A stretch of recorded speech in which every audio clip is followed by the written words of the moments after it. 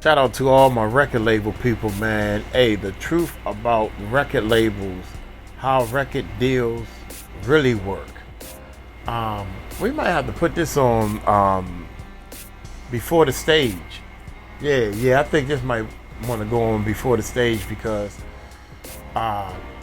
you have to be prepared and do all this stuff. You have to try to understand all this stuff before you hit the stage. Before you hit the stage, hit that subscribe button, hit that bell. Let's check this bad boy out. Many kids grow up idolizing their favorite artists, praying that one day they can get signed to and become successful artists. With a life that seems to come prepackaged with fame, money, and women, most artists can only dream of getting their music to record labels. And how could you blame them? Not many people would turn down an opportunity that could provide financial freedom, women, and most importantly, fame. What if I told you that this is exactly what record labels wanted you to believe? That this is, for the most part, was an illusion used to lure young talent in so they can trap them. From manipulating artists to deceiving the public and even profiting off murder, record labels are far more dark than you could ever expect them to be. Join me in this episode as we uncover the dark truth about record labels. Since the beginning of the music industry, record labels have had two reputations. One, that if you get signed, you're rich and famous.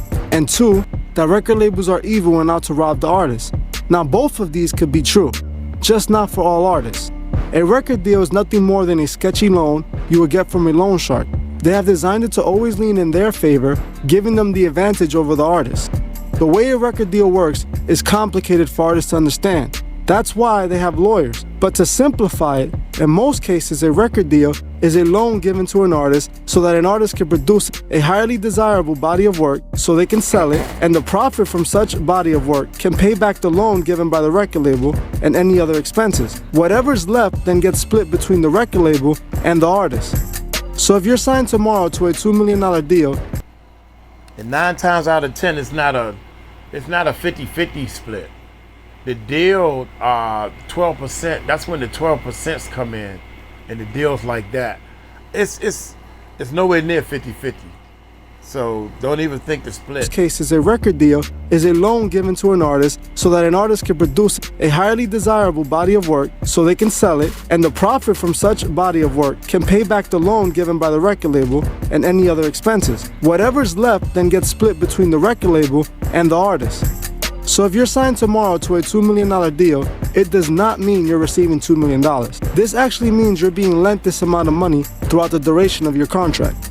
When you first sign, you will receive an advance, usually a good chunk of money that can wow an artist who has never seen such an amount. This is given to trap the artist, as they know that artist is going to spend this, putting themselves in debt. The record label even encourages the artist to spend the advance, advising them to use the money to move, buy expensive clothing and vehicles, telling them that it will improve their image.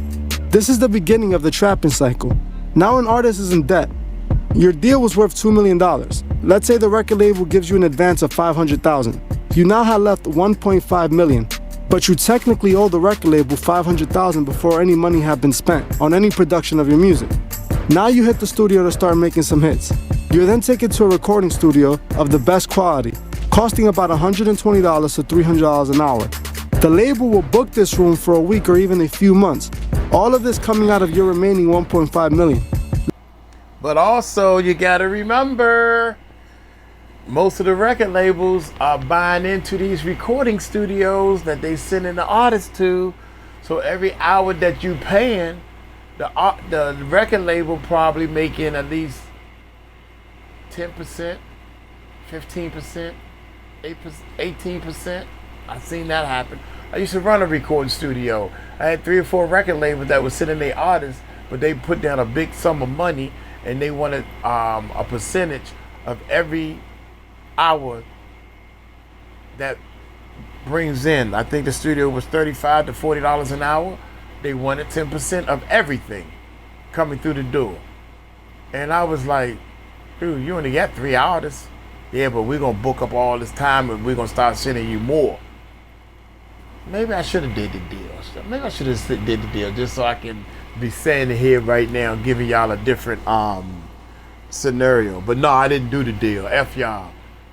costing about $120 to $300 an hour. The label will book this room for a week or even a few months. All of this coming out of your remaining $1.5 million. Let's say it costs you another $200,000 just on studio time to complete your album. Now you're left with $1.3 million, and now you owe $700,000. Now, in order to make a hit song, you need a hit beat, and in some cases, a whole song from a ghostwriter. So labels will contact hit producers and writers who can charge anywhere from $25,000 to $500,000 per beat. Let's say you spent another $300,000 on beats. You're now left with $1 million, but you're in debt for $1 million. After you make yourself some hit records, the label is gonna need to promote your music.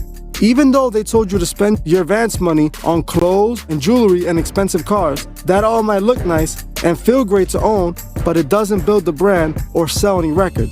Artists need marketing to sell records, so record labels assign marketing teams to the artist. A marketing team then goes on to strategically map out ways to build more clout for the artist.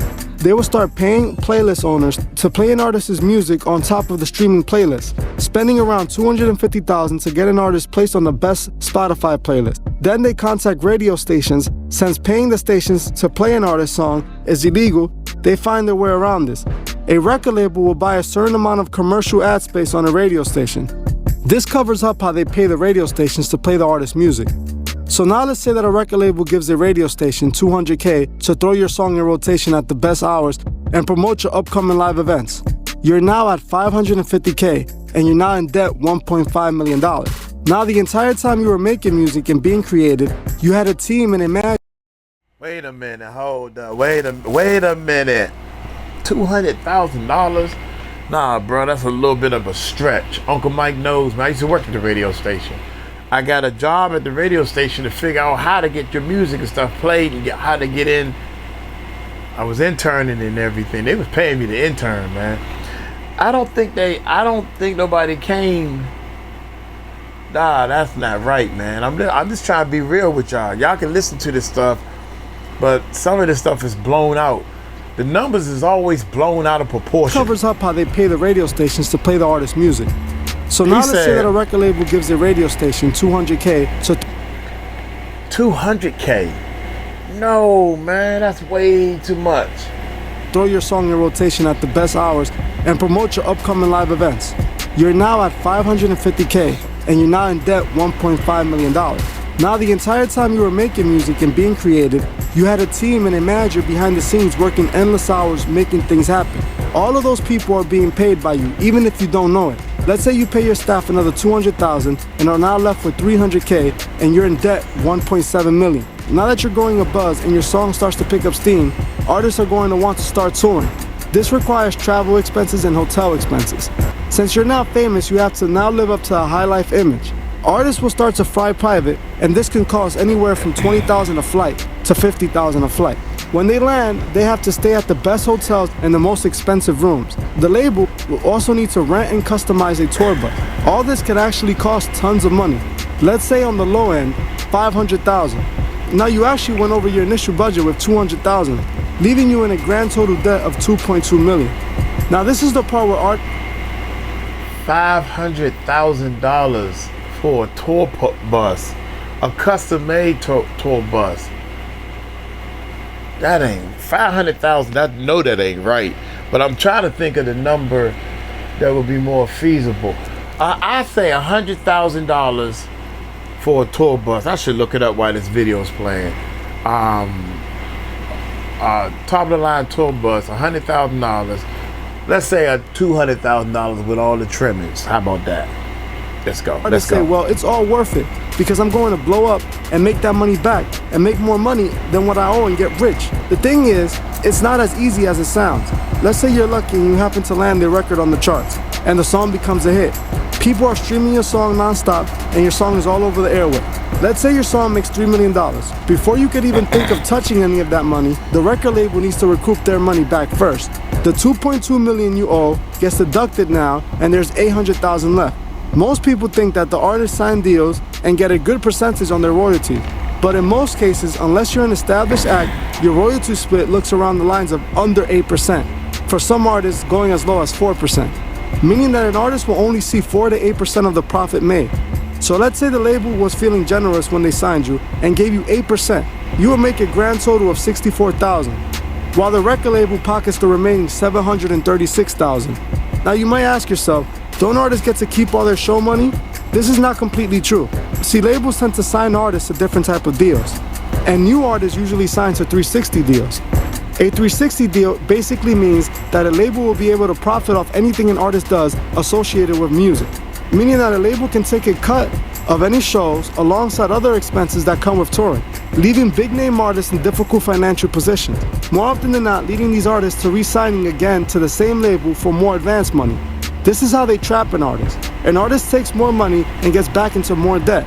Not only do the labels control the artist through financial ways, they also do it in a more direct way, often sculpting artists to fit a general mold, packaging them and shipping them off as if they were a product. Labels will control what artists say and can't say. They will dress them with the brands they can wear and even how they can wear it. Also, they can manipulate the fans.